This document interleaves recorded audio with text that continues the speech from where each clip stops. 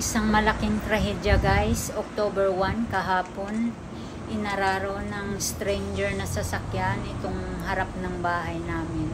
At napauwi ako nang wala sa oras mula sa work dahil tinawagan ako ng mga pulis at ng mga kapitbahay ko doon sa trabaho ko para umuwi dahil nireport nila sa pulis na may nabangga na sasakyan sa bahay namin. Sa harap yan guys ng bahay namin kasi malapit kami sa road.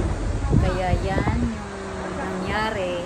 Galing siya sa kabilang city pero napaka stranger kasi dapat sa left side siya ng road dumaan, pero bakit siya dito napunta sa right side na road at dito dumiretso sa bahay? Overspeeding siguro at naka-red lights na yung signal, yung stoplight. Baka imbes na mag-brake siya, accelerator ang naapakan niya, kaya napakalakas ng impact at nabasag niya yung glasses ng bahay kasi full glasses yung tapat ng bahay, harap ng bahay, pati yung entrance namin ay full glasses po yan, yung door namin, at itong mga sliding door puro glasses po yan.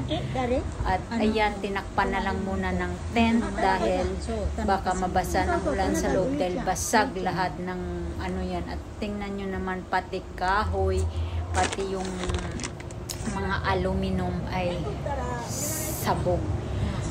Kaya ganyan din ang nangyari sa sasakyan niya. Wasak din yung ulo ng sasakyan niya dahil sa lakas ng impact ng kanyang pagkabangga sa bahay. Buti na lang walang tao sa bahay. Kaya tingnan niyo yung ulo ng sasakyan niya, sabog. Buti na lang hindi nasunog kasi ganyan